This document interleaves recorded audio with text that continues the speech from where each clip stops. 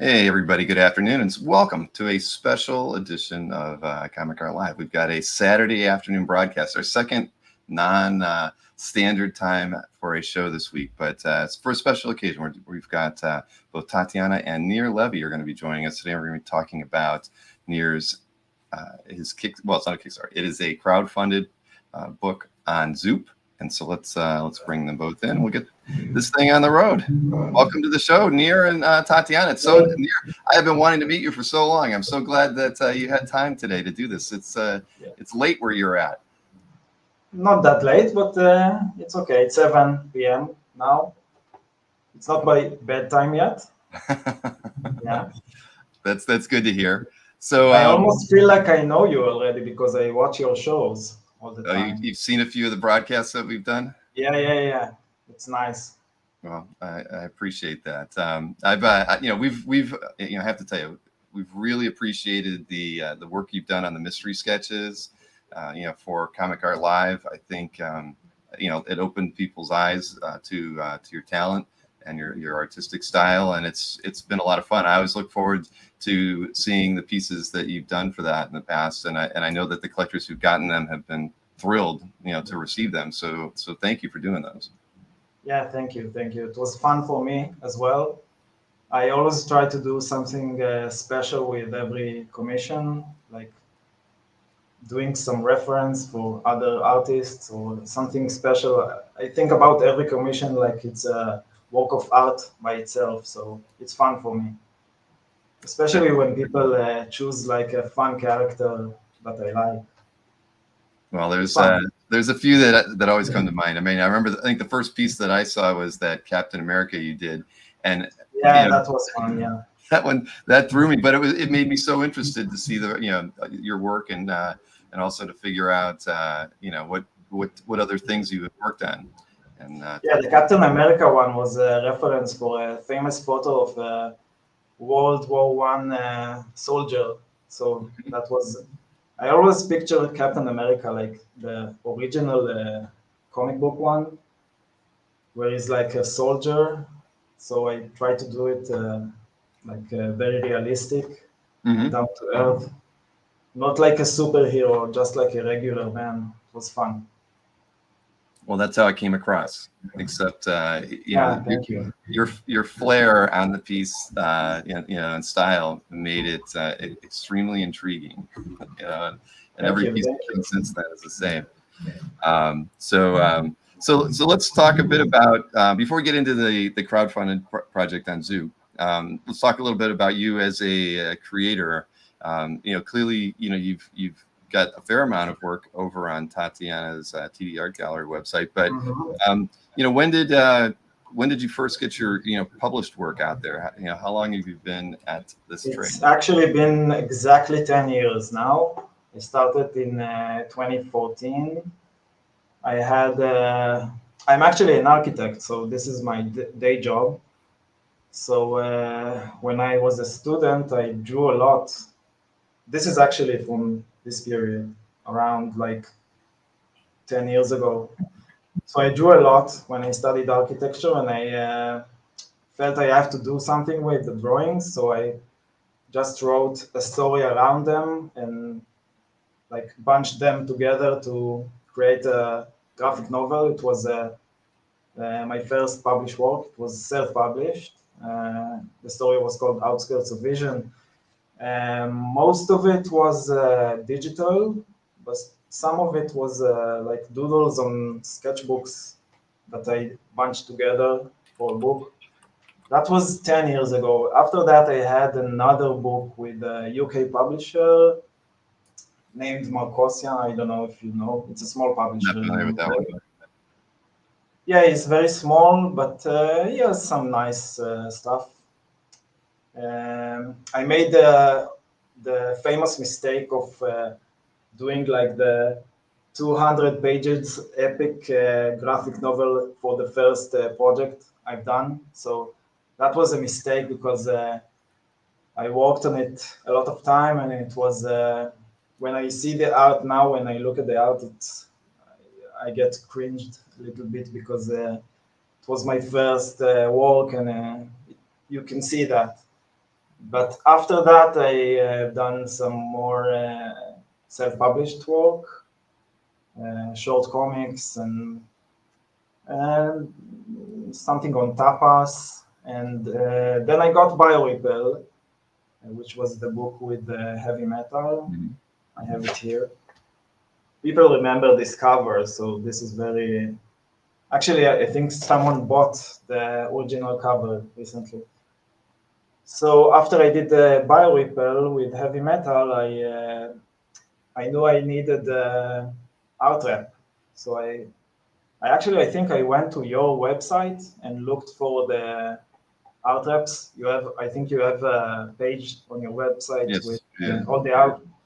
So I think I contacted a few of them just by looking at the other artists there, at the art. And I saw Tatiana, and I really like the fact that she was a woman in like a male-dominated field, I think, and that was a plus. And we talked. I think it was 2 years ago. I think she was in Como, at the Como, not the last one, the one before that. Yeah, 2022. 2022. Yeah. And that's it. We talked, and it was good for both of us. So before Bioripple, actually the first chapter of Bioripple was digital. So the originals are just from the second chapter, Mm-hmm. and we uploaded all of them. I sent all of the original to Tatiana, and she started uploading them, and we started selling them. I know there's still some available on the Tatiana's website right now. There was a piece in the Heritage auction, the weekly auction that's coming up next Wednesday. Oh, really? Yeah. I didn't know that. I pick pieces every week to talk about, and I was going through it and I saw it, so I featured that piece on there just as a reminder to let people know that I was going to be talking with you today. So I'll be curious to see how that goes. But yeah, that's great. So what was the reasoning between doing Bioripple, the first pass digital, and then going traditional for the second one?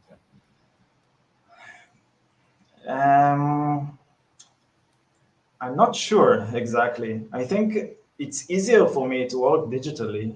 So part of my process is still digital. Mm-hmm. I'm doing the layouts and sketches. Sometimes I'll do only the layout digitally and print them out on A3 paper, which is just a little bit bigger than 11 by 17. And then I use a light box to ink. But sometimes I will sketch with a pencil. Most of the time, it's easier for me to work digitally. But now when I started Bioripple, I wanted to sell my art. I figured out that this is part of the process, which is very important, like making connection with the art dealers and the community of the original art fans. So I just decided that I have to jump into the water and start to learn how to ink traditionally. It was hard at the start, and at first I used fountain pens, and it's a long process. But now I figured it out, and it's fun for me. It's actually, I like it. This is the part of the process that I like the best, the inking part. It's like it's something else. It's not like working digitally. Mm-hmm. It's not like something else completely. It's similar because when I work digitally, I use a pen, but I don't know, the feeling that you can't control Z and undo, you can't, it's like on the page. Whatever you do, it's on the page.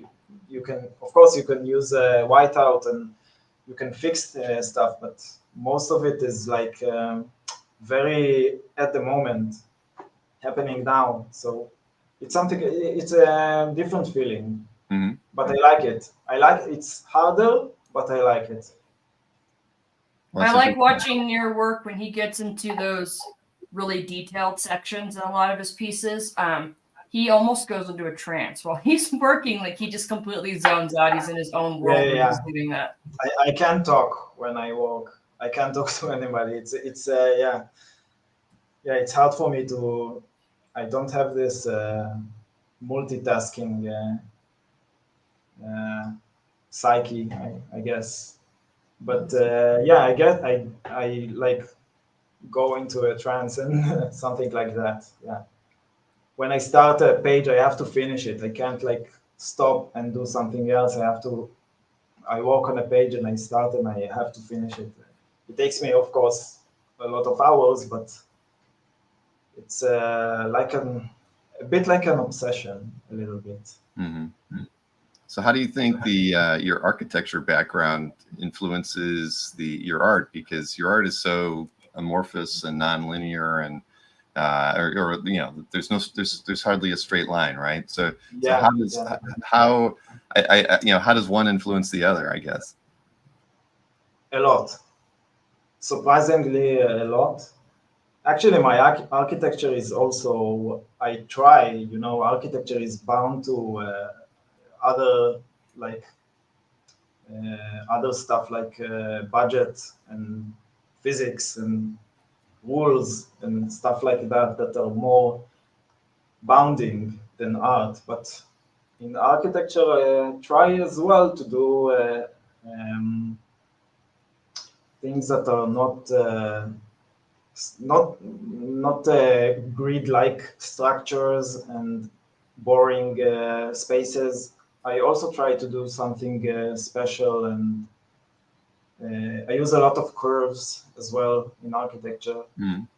And I borrowed some techniques from architecture sketching, like the use of I don't know how to call it.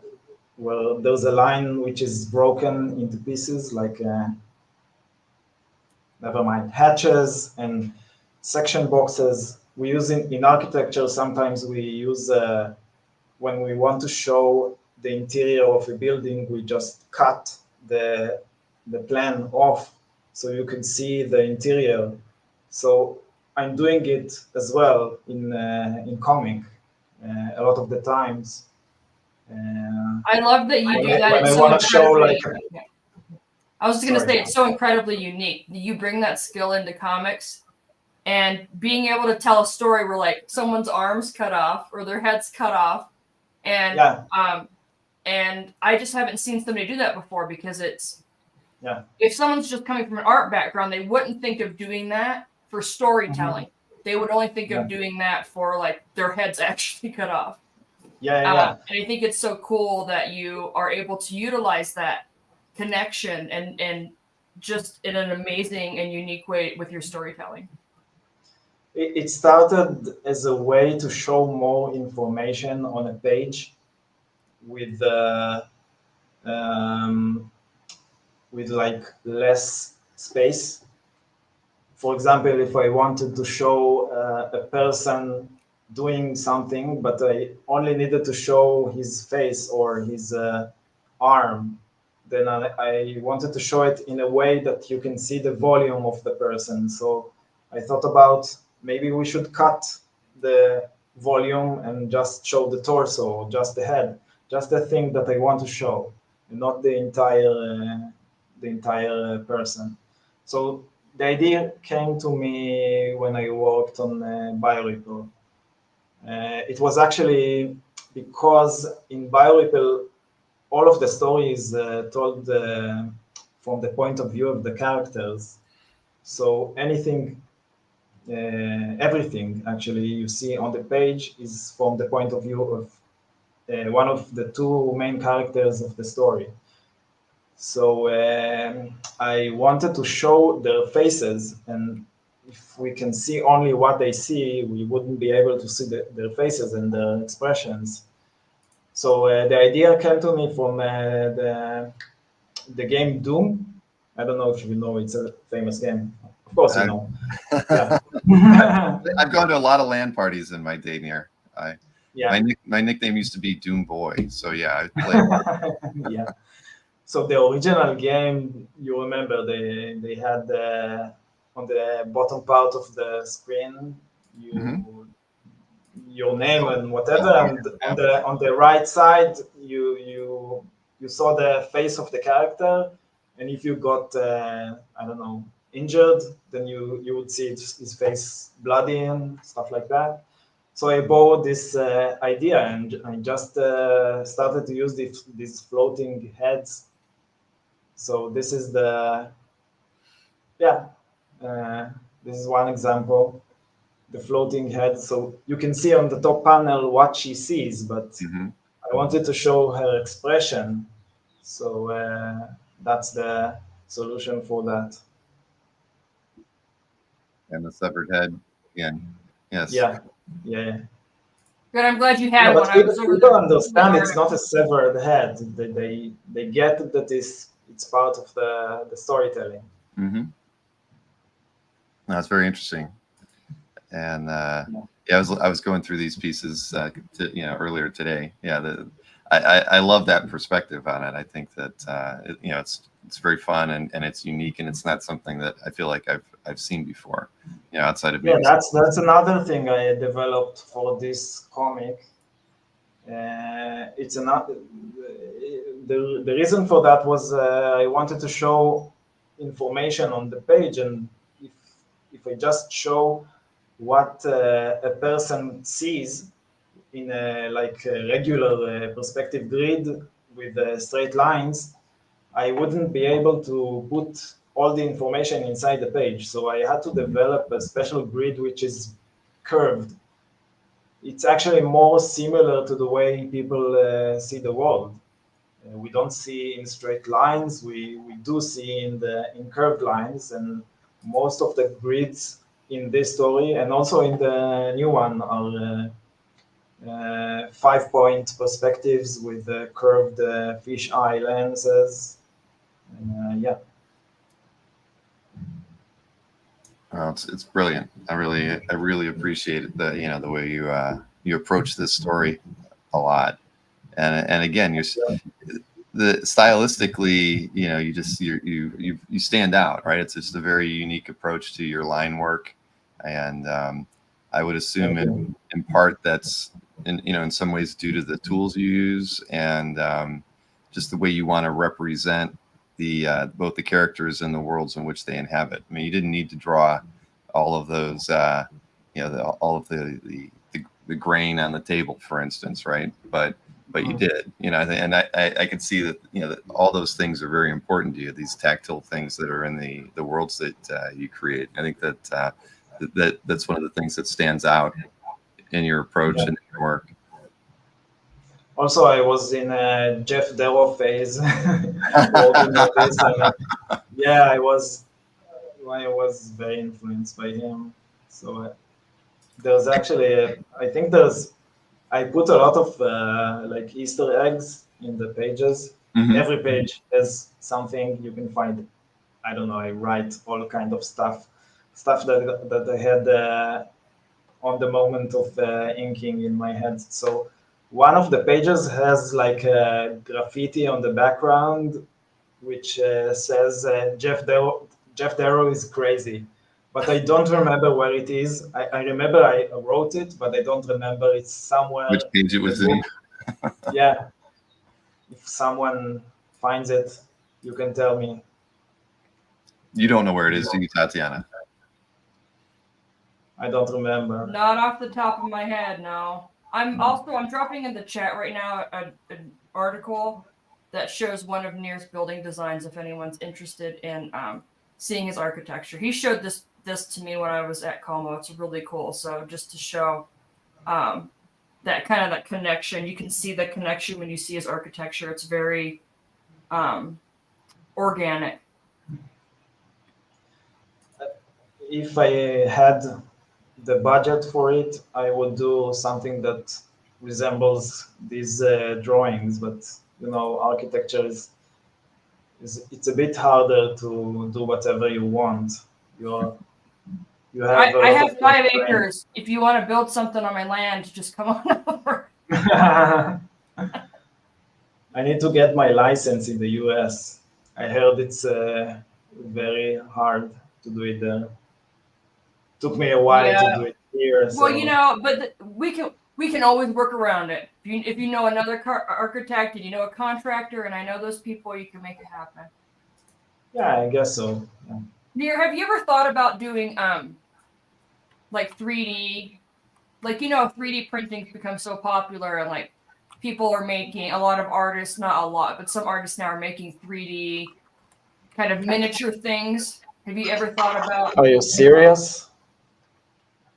Can you see this? Oh, that's cool. Okay, I'm not surprised. I was like thinking, I wonder if he's ever done this. That's awesome. That is. This so is cool. the character from BioRepair. Yep, I recognize it. I have a printer at home, so cool. you can't see it.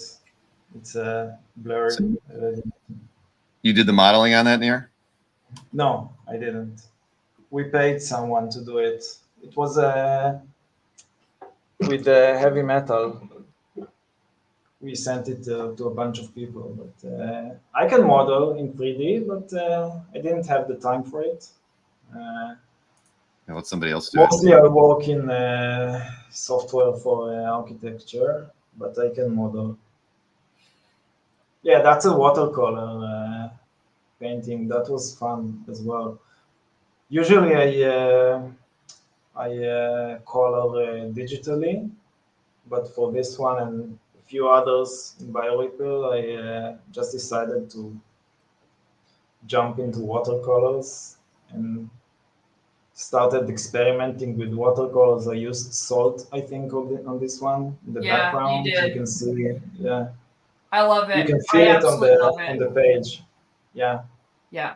Yeah, it's really I have some of those painted pieces right here. You won't completely. Yeah, I like that you can feel the texture of the page when you see it like physically. If I can, it's, you can really see. Else. You can see the texture on there. Yeah. Yeah. Yeah, it's salt. Yeah, it's really cool. So that's fun. Yeah, it's fun. I like watercolor, but it's very time consuming. So mostly for the interior pages I color digitally, but sometimes I would do like a watercolor for a chapter break or a chapter cover. One of the things with BioRipple as well is to go back to what Nir was talking about, the perspective, getting everything in there and having kind of the shots of that character's head. In addition to that, the color was also incredibly important in BioRipple because you go back and forth between perspectives of different characters. And the color palette was incredibly important for you to know which character you're reading the perspective from, in addition to all the stuff he puts in the actual line work too. But it's part of what makes that story very cerebral. It's kind of this, there's more to what's going on in the story than you're kind of first presented with. If anybody hasn't read it, I highly recommend it. Nir, can you tell us where people can buy the book? Everywhere now. It's on Amazon stores. It's on.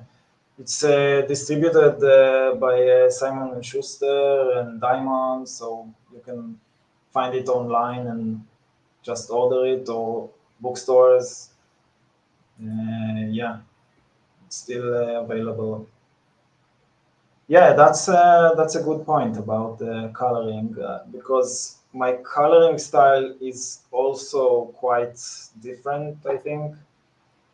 I try to think about colors in terms of feelings more than portraying the actual objects that you see. So I chose for BioRipple for each perspective a different like feeling. So one of the characters has this color palette, and the other one has another completely different color palette. And I try to be consistent with the color palette, so you know where you are in the story. So it's part of the storytelling and not a way to describe an object, how you see him, how you see it, more than how you feel the object, what you feel when you see it. Well, it's very cerebral, Nir. Whether Thank people you. know it or they don't, I mean, you're definitely touching, people with your art in a different way. I think that's amazing. Thank you. Thank you. Yeah, and then another black and white piece here. Yeah, these are just fun. These are so fun. Yeah, it was fun working on it. This is one of the crazy one where I just go insane and think about Jeff Darrow in the back of my head, and like I I just do all the stuff in the background. It's like it's automatic. It's like I do it on the page. I don't think about it. It's like, and it's easy because it's a cyberpunk like science fiction story, so I can invent any stuff I like. Mm-hmm. It could be like a small robot that now on this project it's harder to do that because it's it's a mythology project. It's about the past and it's based in reality. I can't like invent a weird robot and just draw it. I have to use reference, which is more time consuming. Well, why don't we? But even that being said, you still very much make it you.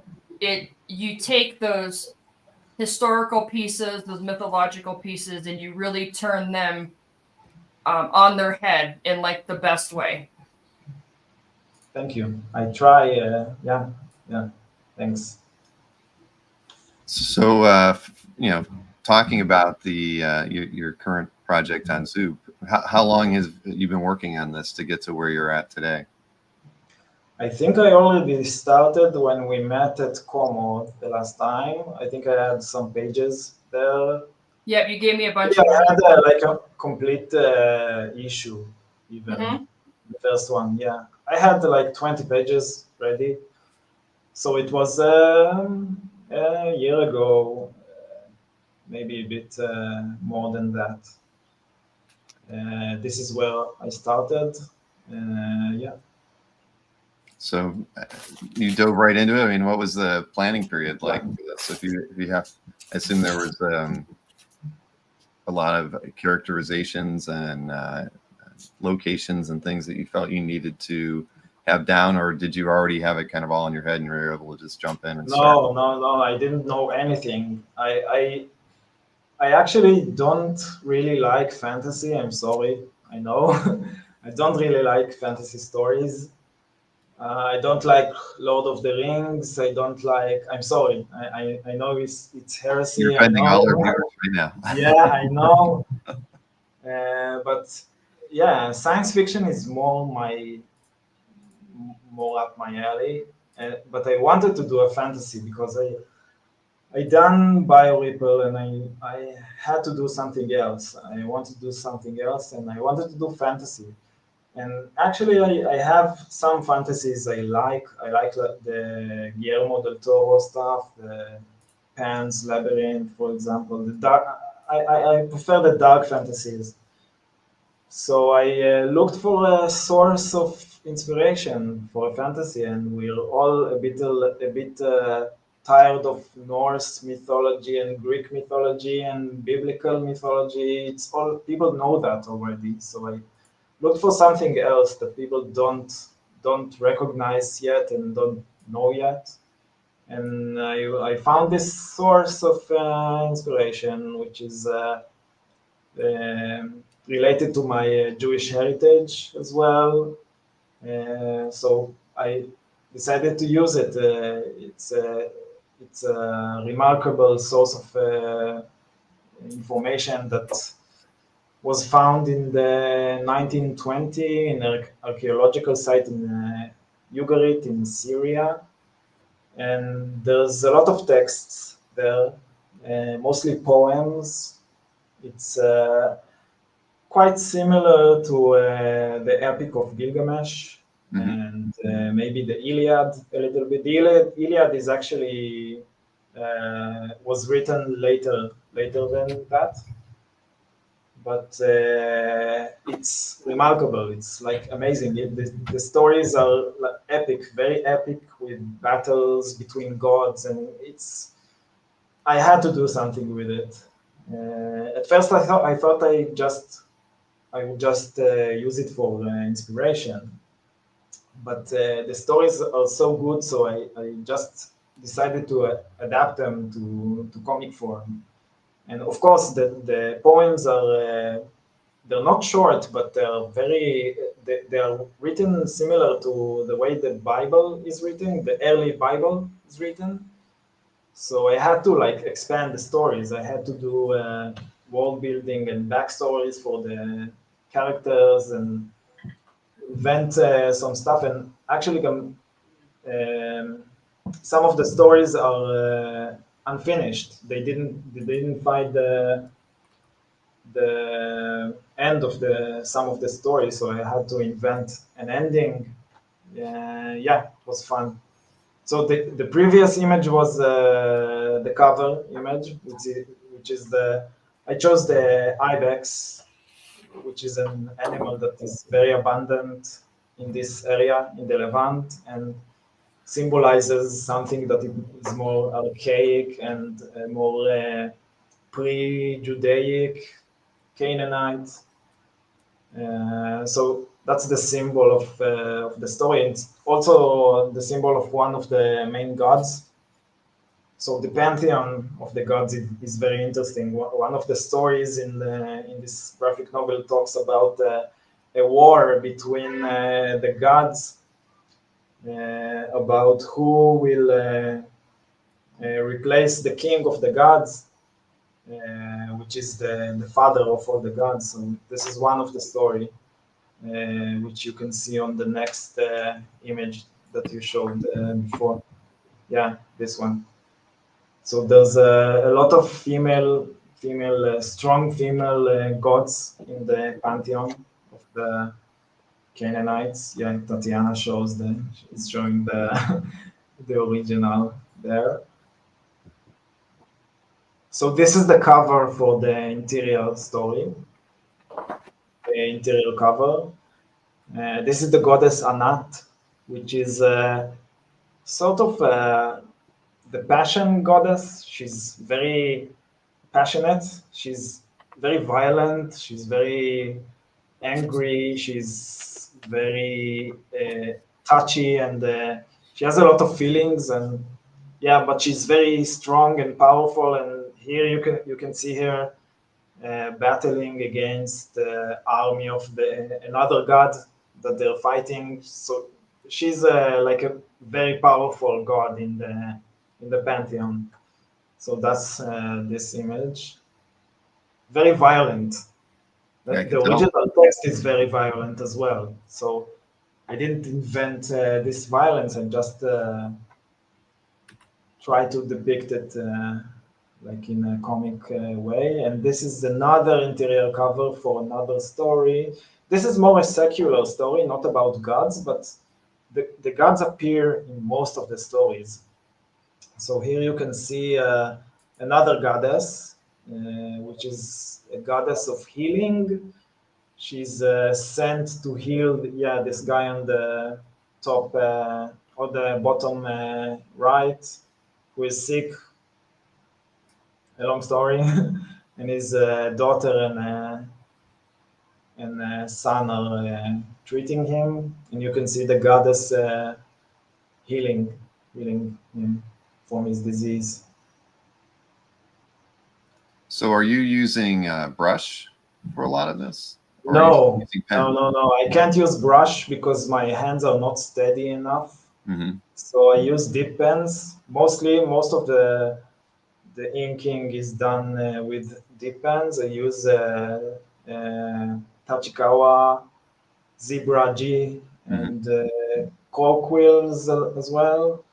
And backgrounds are mostly done like hard surfaces, like the architecture in the background is mostly done with microns. Sakura, microns. I have the elusive 003, which is the tiniest one you can get, and I use it a lot. And yeah, because to get this hairline thin lines is very hard with a deep pen, so I use microns for the background. One of the things I really appreciate, Bill, can you zoom in on the trees there to the left of the building? Just to kind of get a general. I love how you can portray so many different textures, and you can really, like, the reader can really read what all of this means, even without that texture being what it would be in nature. Yeah. And so you're showing these are all different trees with different textures. Obviously, you know, some of like the palm style trees you did more exactly because it's a specific type of tree you wanted to portray, but giving all of those textures and us being able to read what that means, I think is fantastic. And not just in the trees, but like the whole piece. So just all the way that you make this more you by adding those different line work, the different textures in there, so that it still reads like where we have the footfall there at the beginning. You can see that little bit of ripple there, and I just think that's really cool. So, and I can teach you how to use a brush if you want to learn how to use a brush in there. No, I tried, but you don't get any resistance from the page, so you have to be very, very stable. It's really different, and it takes quite a long time to develop a steady hand with a brush. It's hard. It is very hard. I remember in Como when I saw Brent McKee's art, which he uses brush, only brush, nothing else. Yeah. And he's so precise. It's, I don't know, I don't get it. It's like incredible. I actually bought an original from him. He's amazing, actually. It's one of my favorites. Yeah. Brent's work is incredible. Bill, we'll have to have him on at some time. Yeah. Brent and Nir's work is very different, but then there's also similarities in some ways. But the way you two work and the tools you use are completely different. It's very cool. Yeah. And he did a pinup for this page, which is amazing. Oh yeah, I saw that. Yeah, you can see it on the link. Yeah, on the Zoop page campaign. Yeah, this is another interior cover for one of the stories. This is like a more secular story, but here you can see the hero, which is a human on the left. It's called a cat. You can see his name written in the logo. And he has a fight with one of the soldiers of Anat, the goddess you saw before, because Anat wanted his bow, the bow that you can see here. It's a magical bow, and she wanted it, but he didn't want to give it to her. So she got angry, as she does, and she sent one of her soldier, who turned into a falcon, and to attack a cat. Very nice. The falcon was fun to draw. It's I looked at a lot of pictures of falcons. It's a beautiful animal. It's like one of my favorite animals. It just everything about this animal is perfect. It's like a magical. It's a perfect animal. Everything is streamlined. The lines are converging into one area. It's amazing how they look like in nature. So I try to portray it here in ink. Oh, it's beautiful. So what's the size of these originals? The double page are 2A3, which is a little bit more than 11 by 17, and they are. I don't tape them together, so they have like areas that are on top of each other. So yeah, most of them are two pages, two separate pages of A3, and pages are A3, all of them. All of So yeah, like the one that I showed earlier when you had that DPS up, it's two separate pages. Okay. So there's a little bit of he likes to give me extra work when I'm photoshopping together. This is like one page. You can see the size of it. So for anybody who doesn't know, A3 is like 11.5 by 16.5. So it's slightly wider, but slightly shorter than. Yeah, it's wider. It's wider. Yeah. Yeah, and BioRipple was it's more like the European BD format, which is wider than the American one. But on this project, I did the format. The format eventually is going to be 11 like the American one, not the European one. So this is the cover that we showed before. You can see that part of it is drawn on this side, and the other part is on this side, but they don't like attach here, they attach somewhere here. Yeah.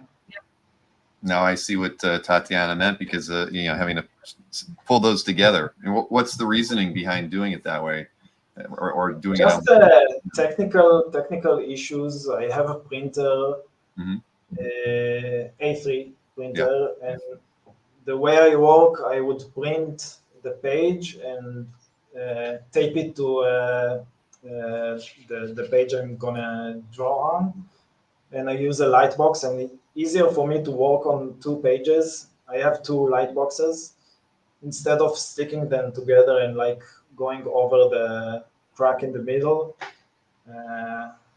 It's just easier for me to do it like that. And for anybody who buys Nir's originals, this isn't a problem with framing. Your framer should be able to overlap the pieces, and they can use, like the acid-free, like the really light stick special artist tape that they have at the framer shop, and they can overlay that together. And then when it's framed up in the glass, you can't tell at all. So, so there isn't any concern for collectors, just FYI. Mm-hmm.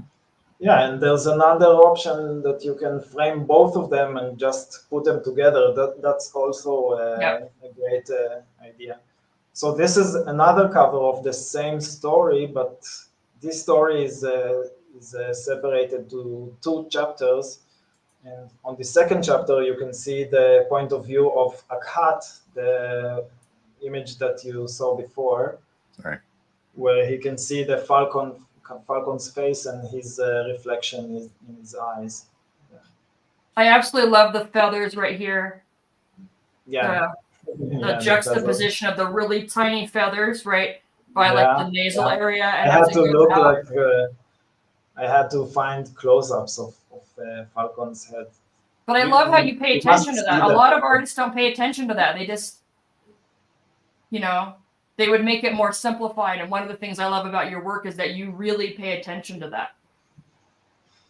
Yeah, I love doing these close-ups. It's fun. Also, the cover of BioRipple was something like this, like a close-up of a face, and also this cover, the cover of the book, is a close-up. It's fun, and it's not revealing. It's like I think it attracts better people who view the cover if the cover is not very dense and like depicts all the characters like standing and I don't know, holding hands, or like the typical comic book cover where you see all the characters in the cover. I think it's better for people to see just a glimpse of what's happening in the story, and then they want to pick it up and look inside. I think that absolutely makes sense for the types of books that you're doing. I understand why people do those big group shots like on superhero books and things, right? Because people, when they're walking through the store or looking at it online, they're looking at, is that a character I want? But for your stories, you want it to be intriguing. You want it to draw people in. It's that graphic quality that they can see that across the room, or if they're scrolling through something on their computer, that even if it's small, that it's eye-catching. And I think it's really smart that you think through that. Thank you. It's like the BioRipple cover, even though it's black and white, it's so visually stunning. You see that across the room and go, what is that? Yeah, and it was funny because this cover for BioRipple it took me like 2 hours to do the cover, which is crazy because most of these pieces are like 10 hours at least. It's 2 pages. The BioRipple cover is very simple, like the inking phase, the phase of like finding the right idea of what to do for the cover. This is the hard part. But honestly, a lot of what you bring is not even the time. It's all of the time of your entire architecture career, because a lot of artists could spend a week and not be able to get it to look the way you have it look, because a lot of the work that you do in advance, whether it's laying it out or whether it's just what you know in your head, is a big part of what you bring to the art. A lot of artists I have tried to do that 5-point perspective and can't do it well, just because they just don't have that background, right? They don't have that innate understanding of, like, for you, that's natural. Oh, I just need to do it like this to get these things in. But you bring this really specialized skill set that allows you to really portray things in a way that I've never seen any artist be able to do before. Thank you. That's a great compliment. Yeah, I try. I also try to be inventive, like come up with ideas that I haven't seen before. And it's hard. It's hard work, but sometimes I find something that is different and new. So this is actually, I think this is the first image I drew of this project. Yeah, I think so. So here you can see this is the story of the war between the gods. You can see on the top left, the father of all the gods in the Canaanite pantheon. And in the middle, you see the god Yam, which is Yam in Hebrew means sea. Even today, this word means sea. And the name of the god means the god of the sea. And the idea behind these stories was that these people were. It was a pagan society. There were simple people that worked fields. They were farmers, and they saw all these natural phenomena happening, like floods or rain or storms or droughts, anything that happened that they don't have control over, and they started to think how to explain this natural phenomena. So they invented the gods. So each god in the Canaanite pantheon meant specific natural phenomena. So this god Yam meant everything that happens in the sea. If the waves were big, if there's a flood or something, a storm that comes from the sea. So he's the reason for that. So if he is strong, if he wins the war against other gods, then the sea is very turbulent and there's a storm or something like that. So this god examples, but there's many of them, and the fight between them symbolizes the things that happened in real in the reality for these people. Well, as far as the artwork goes, and it's very clear that the structure of your page really defines like what you're illustrating within it. Even on the prior image, you drew the outline of the head of the bird and just filled the the feathers in there. And like Tatiana was pointing out with the trees, the structure of the tree is almost more important than how you fill it in, but it adds to everything here. And you're looking at the waves, you're defining these structure points in the waves to just kind of help us, ground us within the artwork. But it's also how you kind of move the eye around throughout the page. I love the panel structure here that you use, and it's just so consistent with your work that there's this overlying structure that makes the page just so unique and grounded. I really appreciate it. This was what you just said was one of the basic ideas for this story, where all the layouts are based on this one perspective. So there's a 5 or 7 point perspective on all these pages, and everything is working in this same perspective. Everything you see on this page, even the stuff you see on the panels, they have the same perspective grid, and this gives you the feeling of fluency between every part of this one piece. But together they tell this story.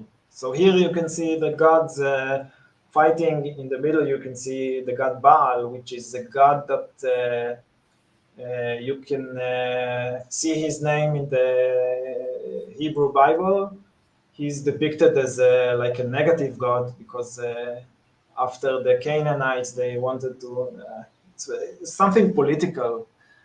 They wanted to show that their god is better than the other gods, so he's depicted as like a negative god. But for the Canaanites, he was one of the most important ones. He was the god of the rains and everything that's related to farming. If there were a lot of rains, then they could eat enough. So this god is responsible for that. And here they are fighting for who of them is gonna replace the father of all the. By the way, the name of the father of all the gods here is El, which is in Hebrew is it means El. It means God. The word in Hebrew for God is El, and in the Hebrew Bible they took this name and use it as in this manner to say a general word, not a specific god, but it started as a specific god that his name is El. So you mentioned earlier that these stories were rediscovered about 100 years ago. Had they ever been converted into some kind of a graphic story before? So this is the first. Yeah, it's the first. Not that I know of.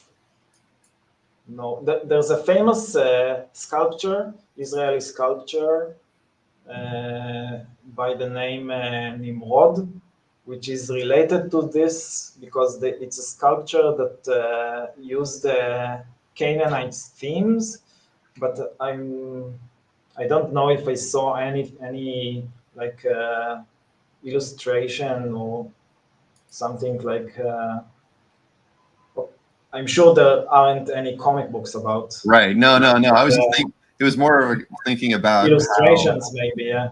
How familiar people are with the stories, right? Because obviously they are not. They are not familiar with it at all. At all. Even here, no one knows about this stuff. No, it's not familiar at all. And it's weird because it's like it's supposed to be like a very important like document because it's similar to the Epic of Gilgamesh, which is everybody knows about that, and the Iliad. I don't know. If you do a Google search, you would find a lot of stuff, but it's not known to the general public. If you ask someone on the street, they wouldn't know. Yeah. So there was. This is one of the reasons I chose to do it. Right. To Oh, it makes expose sense. people for the Well, and like you said, it's loosely written enough that it allowed you to be creative in terms of fleshing the characters out more. That gave you a little bit of freedom that you might not have gotten with something else that has been well documented or written about in other forums. But before we move on, I saw Maki Pupu had a question about, are there other pages besides the one listed on Zoop? And I think you have some on the website, Tatiana. Yeah. So far the first story is up on the website. So that's the chapter 1 and chapter 2 of that's the first story. And then they pulled a select number of those to put up on the campaign. So that's kind of a preview. The ones that are on the campaign they're exclusive to the campaign first. There are multiple stories though, so there will be a lot more. We just wanted to tie some of the originals into the campaign to help incentivize people to pick those up while they had the opportunity. But if there is a page that you're interested in that's on the website, that's on my website, that is not on the campaign, let me know, and I'll see if we can get it added on there for you. I'm sure we can find a way to make sure that it's reserved for you. But right now, we just wanted to make sure to drive people to the campaign, which is why we're doing it that way. And that being said, everything you see here as well is actually every page in this story is going to be for sale. So if you see anything you like here or on my Instagram or anywhere, just talk to me or Tatiana and we'll figure it out. That's true. And as far as, up on the Zoop, you do have, like Tatiana was just mentioning, there are pages for sale there. There's a couple commission example opportunities that are still open as well. So it's not just, just for the actual book, but the link for picking, for supporting this Zoop crowdfunding project is in the description right down below too. So anybody who's watching after the fact, be sure to, check it out. And it has already been fully funded, so it's definitely going to happen. But but we want to achieve the next stretch goal, which is another chapter with a lot of behind the scenes stuff, sketches, inks, process description, and a lot of perks and interesting stuff, like a complete 20 pages chapter. And it's if we cross the 7,500, that's the next goal. So this is again Anat. Anat is one of the most powerful goddesses of the Canaanite pantheon. And she fights here the army of the god Yam, which you've seen him before. It's the god of the sea. They have a huge battle, and they depict her as very passionate, and she enjoys killing people, and you can see the hands of, if you zoom in on her on the left side, you can see the hands of her enemies. I was going to ask you about that. Yeah. Is that your addition to the story, or was that? No. It's written in the original text. Yeah. Okay. It's not my addition. She's really crazy. She was really crazy. But I enhanced it a little bit. This story is very close to the original. The others, the most secular stories are more stuff that I invented to enhance them and create like backstories for the characters, and other stuff that I had to finish, some stories that weren't they didn't find the end of them. Oh, this is an interesting page. This is the god Mot, which is the god of death. It's similar to Satan, or I don't know, god of death. So for this, I don't know if anybody else does this, but I tried to figure out a way to do the white lines over the black. And it was, at first, it was so hard because I tried to paint the black ink and leave the lines of the white, like you see the paper through between the blacks, but it was very, very tedious and it was very hard to do.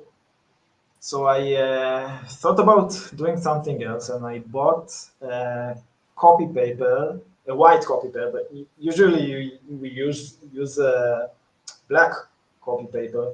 By copy paper, I don't know if it's the correct term in English. It's like a paper that you put over another paper, and when you scratch the top of it, it transforms the This looks like I'm surprised that, I mean, that's the I just assumed you were trying to make that technique on your own, but you're actually using the the copy transfer to achieve that. That is really cool. I would never have thought that that's what you did. No, I didn't. I painted black at first. It was completely black. All the figure, it was like a silhouette at first, and then I took printed the sketch and put it over the white copy paper and went over the lines with a pencil to push the white over the black. And then I used again white ink and deep pens to like make it finer. And I can see why you chose to not do it in negatives, though. Doing it in negatives is a lot of work. I've watched Joe do a lot of that, and it's he's really good at it, and it still takes a lot of work. It takes a lot of time, and it turns out differently.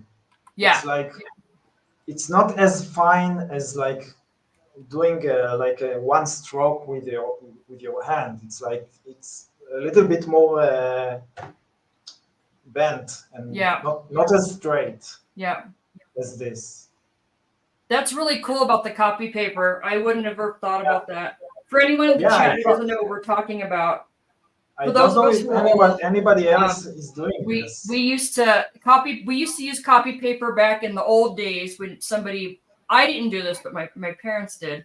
The credit card thing. That's why credit cards, the numbers were bumpy on top, because that's how they would run a thing over and copy it, and you would get this copy that was in black. So that's it's a really thin piece of paper that's in between, and then it leaves an impression. So what Nir is using is a white version of that, so that when he did the sketch over the top of it, it would leave an impression, a white impression in the black ink that's on the page, and then he was able to go over and refine that. Exactly. If you buy the original, you probably would see the remains of I actually have one here. It's like standard copy paper, the cheapest one from Amazon. And well, if you buy the original, you would see the remains of this like grained copy paper stuff on the page. It's been in your toolbox for a while, because I know that you've used that technique in pieces that I've seen on Tatiana's site before, and I think in some of the a mystery sketch or two, and I know also in the mystery sketch. There's a piece I'm sharing two different screens here, but there's a Wolverine piece that's up on Tatiana's site where you've you're kind of drawing its reflection in the bar and the people behind him in the exact same way. And also the Legion piece with the shadow. What's the his Shadow name? King? Shadow King. Yeah. So I just wanted to show. So I have the original. I don't know if you can see it, but you can see just a little bit on the figure. You can see the white a little bit. Can you see it? That some of that. Oh yeah. Yeah. It looks a little bit like a haze. Yeah. Haze,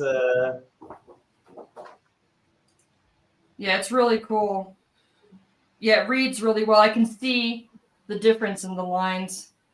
That's one of my favorite techniques. You doing that? I absolutely love these pages. yeah, it's fun. It's fun doing that.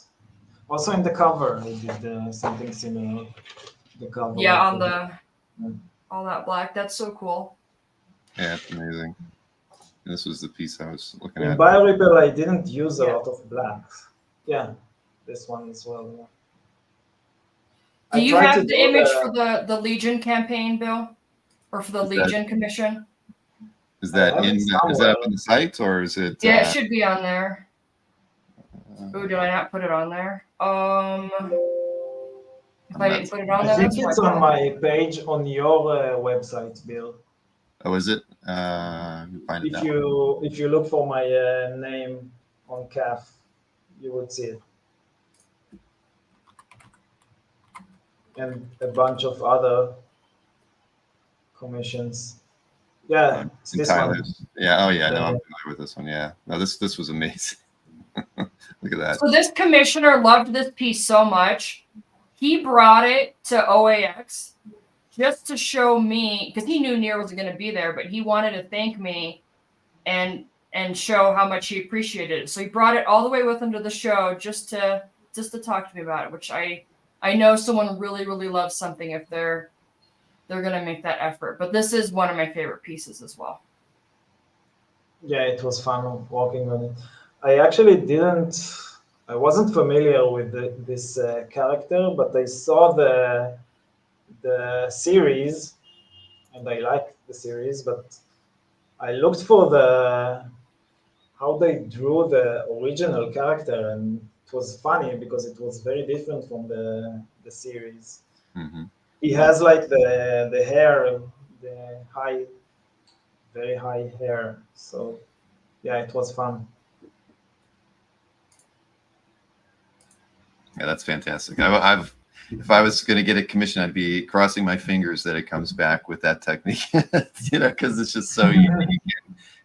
Your style is already really unique, but then that's one of those things that you do, in some of the pieces, and it catches your eye. It really stands out. So yeah, it's fantastic. Thank you. Here, I'll switch back to the other screen here.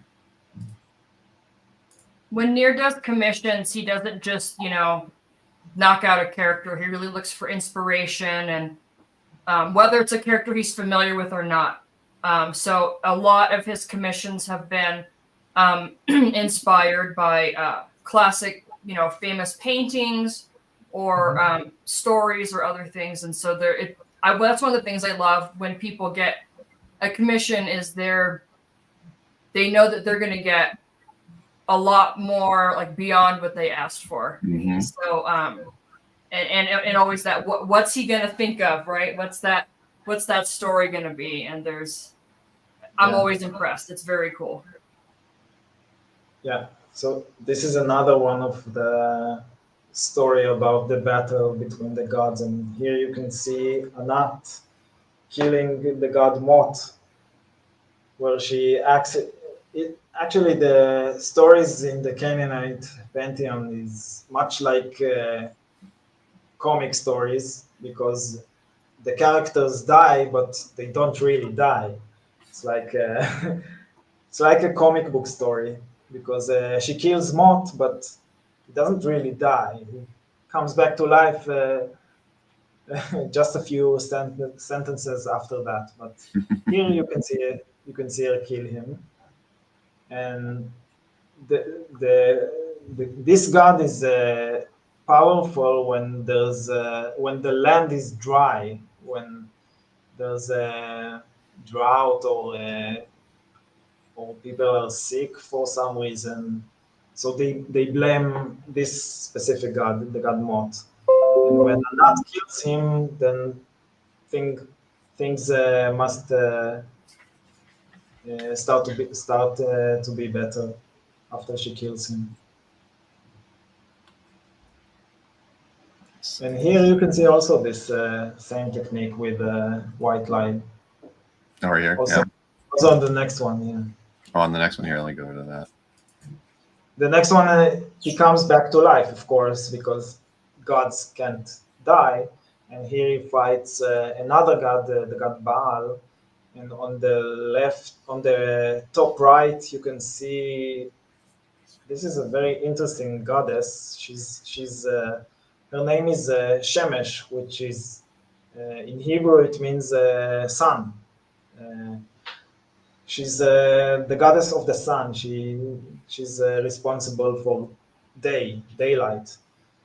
And in the middle, you can see the battle between Baal, which is the god of fertility and rains, and Mot, which is the god of death.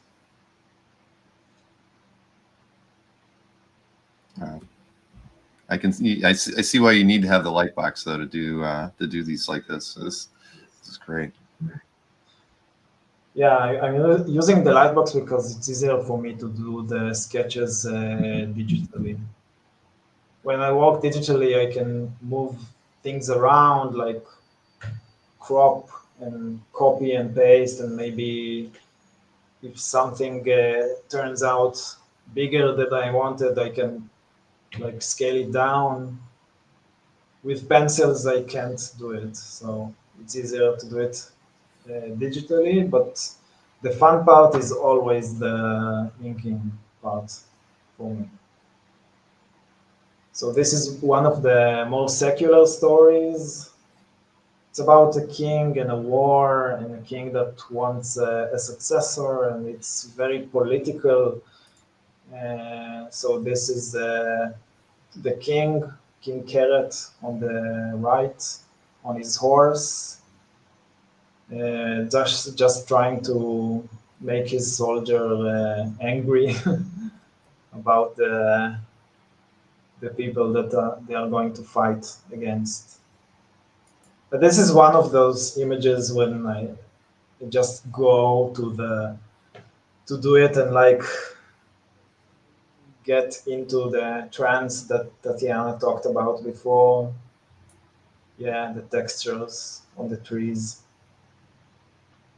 It's actually comes from me getting bored of like drawing stuff as they are supposed to be. So I'm trying to interest myself with inventing lots of textures and weapons and stuff that is wearing and horses. The horses are also done with copy paper. I'm trying to make it fun because otherwise it would be boring for me to draw because it takes. This drawing is only the inking for this should be something like 10 hours, more or less. So if I would do it like in a regular way, it would be too boring for me. I wanted to say that, we were joking in the illustration world last week that the test of a good artist is being able to draw a horse. And I would say that you passed that test with flying colors. That figure of the horse on the right is just incredibly well done. For you to be able to get that perspective, a lot of people can't even draw a horse just standing there.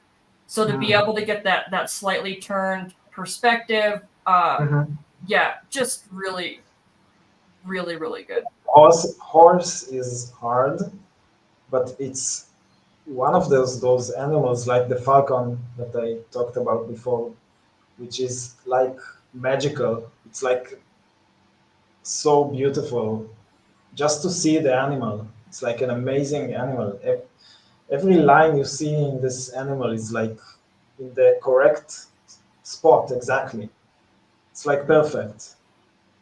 And I had to study how it looks exactly. And I think that's what matters. Some people want to be able to have like a shortcut. How do I draw a horse fast? You don't. You draw a horse right. Yeah, You don't draw it I fast. try to. Yeah, thank you. This is another one of the god El, which is the father of the pantheon. But here you can see him at a young age. They actually have ages. I don't know how they can age, but they can't die. And he's trying to impress two women here by hunting a pigeon and cooking it on the right side of the page. Yeah, that was also fun because of the like foreshortening and the leg that goes to the screen to the viewer and the action line. It was fun. I like doing action scenes, uh, so there's a lot of them in this story. I like how you portray the weight and the power in that back foot, even though it's in the more in the background. You really show that power by the way you kind of layered up the ground in there. Mm-hmm. Yeah, I try to make it feel like he's there and he's moving, he's doing something, and it's majestic. It's not like a regular man throwing something. It's like something special, but it's a god, so it's supposed to be over the top and crazy. Mm-hmm. Yeah, it's magnificent. Yeah, I love this page.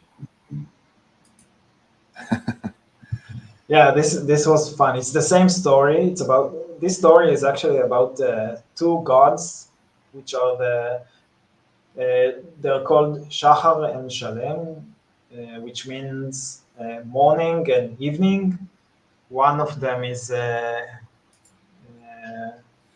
he's like the meaning of the of morning.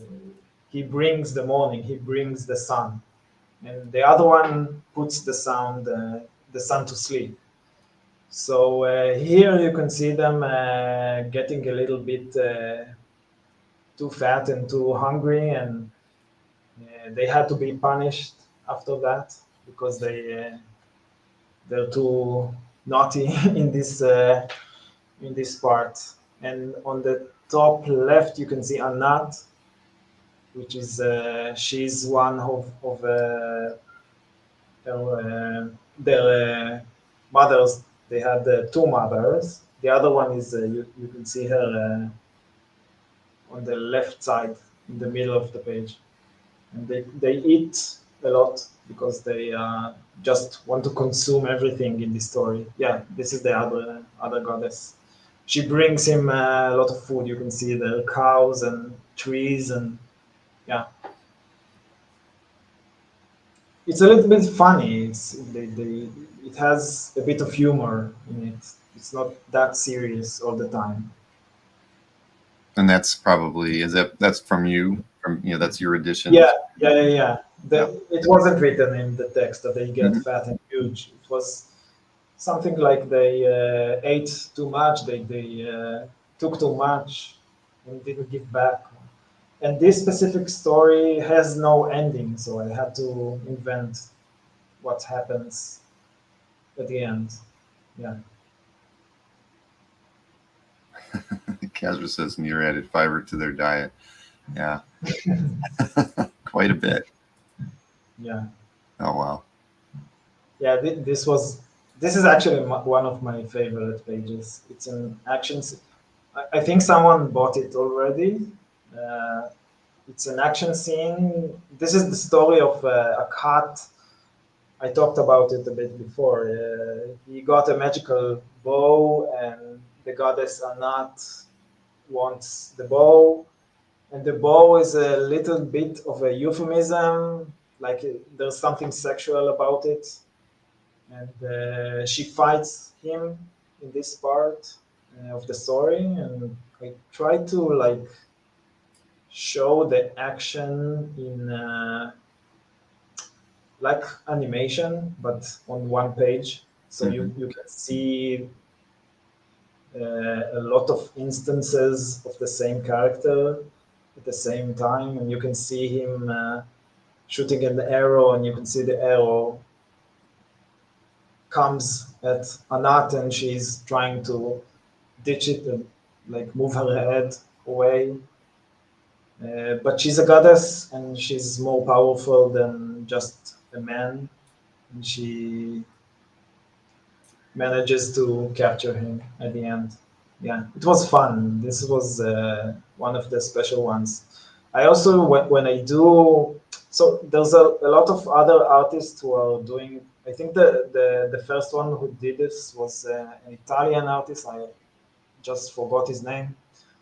But to do the same character in different instances in the same page to show movement, there's a lot of artists who does it, but I do it a bit differently. I try to do it in a three-dimensional way.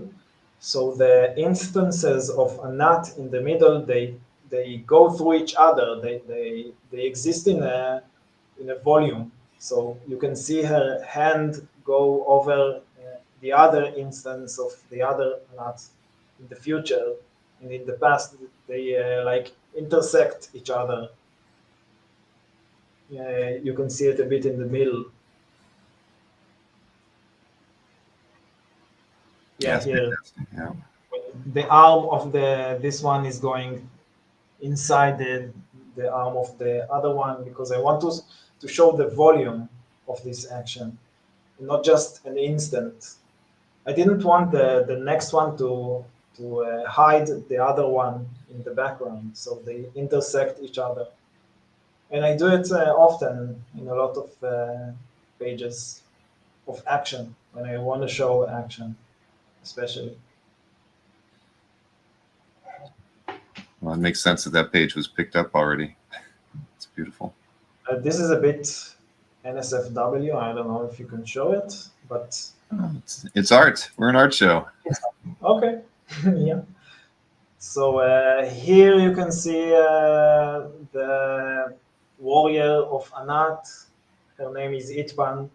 She turns into the falcon, which is gonna attack a cat at the bottom of the page. So this is one of the action scenes, fight scenes, and it was also very fun to do. Also, the falcon, such a majestic animal. It's so fun to draw a falcon. It's like they are so beautiful. Yeah. I try to make his face a little bit resemble the face of the warrior itself, with the hair on the back of his head, with a mullet. Yeah, it was fun. Wow. This is the next one after that. So this is the fight scene itself. So you can see on the top panels what's happening in the fight, where Yitpan turns into the falcon, and then Akat is shooting an arrow at her, and she falls down. There's a dialogue between them in the meantime. It's like one of those fun fight scenes, and I had to think about the movement a lot, and about how to direct a fight scene, what's happening. So every action has a reaction from the other character. Yeah, I like those. They take a little bit more time, and I need to it's like dance a little bit. You have to think about the moves, but it turns out very beautiful most of the time, and it's fun. Yeah, I love that page too. Same thing here. And your the composition with the panels are, they're amazing. I mean, Yeah, the panels, as I said before, are part of the same grid, perspective grid. mm-hmm. So the panels are also in the same perspective grid. And here you can see the god Baal kills the mother of all the vultures. The vultures eat the remains of a cat, and his father is asking the god Baal to kill the mother of the vultures to inspect her stomach and find the remains of his son. So here the god is killing this animal. Yeah. And this is where he finds out his son is dead. Yeah, this was also very fun. Actually, in this one, as I was looking a lot at Daniel Warren Johnson's art, because he's like a master of action, I think, today. And He that, definitely can, portray a large fight scene and keep your eye moving through it. Sure. I guess he would be one to look at. Yeah. I love his concepts. art. It's amazing. Yeah. Let's see. I did see a question, because this is actually the last piece that I had in my set as far as the drawn, the pen and inks. I mean, you can go to Tatiana's site and see a lot more of these too, I think. But Jewish Dragons asked, I just picked up a copy of Ripple, excited to dive into it, and he was asking about these pages being colored when published. I assume the book is going to be, but you're doing the coloring digitally.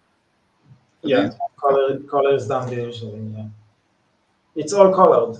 I mean, here in this project, I done something similar to what I did in Ripple. I chose a specific palette for a specific arc of the story, a specific style, more precisely. When you see like the more majestic scenes and the more over the top and very action driven scenes, you see the more saturated palette. And for this, this is like a very intimate story. So here the palette is different. This palette is more desaturated, it's more calmed down. And for this page is a perfect example. On the top of the page, you see like a regular scene with people, and it's very desaturated. And on the lower part, you see the god.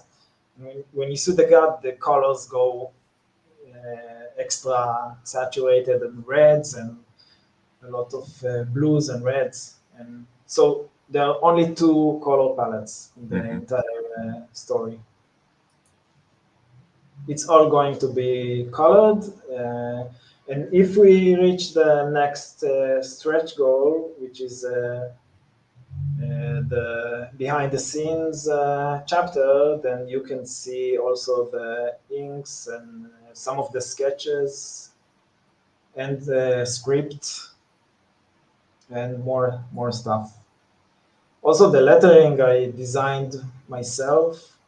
The lettering is designed after the original Ugaritic text, which is it's a cuneiform. It's like straight lines to depict letters. It's one of the first alphabetic languages.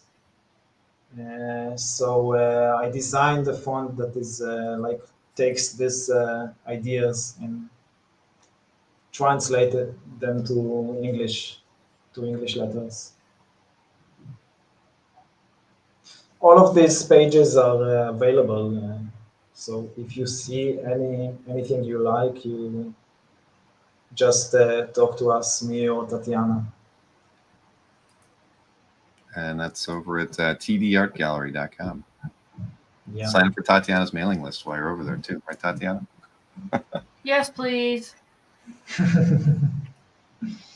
Yeah, these are fantastic.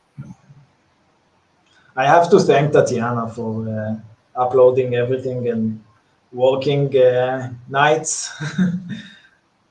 Yeah, I think I asked her a little bit too late to do that, and I kept her awake long nights. And, I don't mind. I don't mind doing it. You know, it's just Nir can't do like a 20-page book. Everything has to be. Actually, I have now a short one. I have a short for humanoids. It's going to be in the Metal Hurland magazine, which is the original heavy metal, the French one. But it's going to be only in French for now. But I also sell the original for this one. So it's going to be on the website soon. And if you're not signed up for the list, then you have to do that if you want to keep on top of when Nir's artwork drops over there. That's for sure. Yeah. And also I'm open for commissions now. If you have any weird ideas, that's always fun. There's the Silver Surfer. I think I had 2 or 3, and the last one was also fun. It was they asked for Dali reference, so I did. I think it's on the website. It was fun. All right, back up on the campaign, like you said, so you need another 2,000 to reach that other, I guess the next stretch goal. But on there, you can see there are a couple, different commission options here. 05, so there's 5 available there, still 2 available over here. Very, very affordable, $200 and $350, and then some of the originals were listed here as well as over at Tatiana's site. So. Yeah. Let's see. What did Kazra say? A commission from Nir for a movie poster interpretation would be exciting. Maybe a non-linear film that's interior dream image driven. Yeah. That's where it gets crazy. Give you an idea and then let you kind of figure out how you can keep it interesting for yourself and make something spectacular. I would do a David Lynch movie poster. That would be fun. That would be very fitting, wouldn't it? Yeah. That would suit your style. I could see. Yeah. I don't even want to go venture a guess on which stories would be appropriate, but I could think of a few. All of them, in fact. I mean, all of them. Blue Velvet would be pretty good. It's a simple story, maybe. Simple story is like the simple one. Maybe a Cronenberg movie or And if any of you are interested in a commission and you really want to lean into Nir's interests and strengths, feel free to reach out to me, and we can chat about it. People do that all the time with commissions. I want to make sure I'm getting something the artist really wants to draw, and what do you think? And we're happy to always have those conversations. Nir's definitely one of those artists where the less you direct him, the better. But I think it's definitely important that, we can have that back and forth as to Nir did a commission for me pretty early on when I started repping him, and we just went back and forth via email, like, what do you like? Well, what do you like? And he was interested in Japanese mythology, which is definitely of interest to me. And then that was it. Japanese mythology, do whatever you want. And so it turned out amazing. It was one of the best, I think. I think to this day it's one of my favorite commission I did for you. Lucky the you. One with the cat. Yeah. So that just goes to show it's always good to, give the artist room to work in things that they really enjoy, and they'll, really knock it out of the park. I absolutely love that piece. Very, very happy. Well, that's awesome. Well, listen, I hate to have to cut this short, but I do have some other stuff going on this afternoon. But Nir, looking at everything today with you was just fantastic. I wish you the best of success on this campaign. I think clearly it's got a lot of time left on it. So I think that I hope you do hit the next stretch goal. Clearly, I think a few people who watched the show today are going to be backing the campaign, and like Tatiana and Nir just said, if you're interested in a commission, whether through the campaign or not, you should be reaching out to Tatiana through tdartgallery.com. And all those links are down in the description for both the campaign and for talking to Tatiana. And Nir's website is listed there, where he's got more examples of his work. So yeah, feel free to learn more about Nir, and yeah, it's been a pleasure, Nir. Like I told Tatiana, I've been waiting for the opportunity to meet you, and I'm glad that I got to introduce you to the CAF community who've really benefited from seeing the mystery sketches that you've done over the last couple of years. It's really it's been a lot of fun. Thank you for having me. It was fun.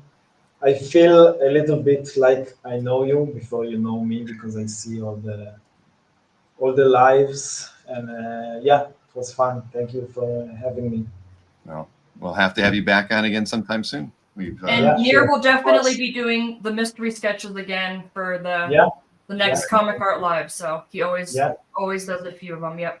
Love it. It's fun. Yeah. All right, fantastic. Well, thank you everybody for tuning in today, and again, thank you Nir and Tatiana for making the time, and we appreciate it. And I hope everybody enjoys the rest of their weekend.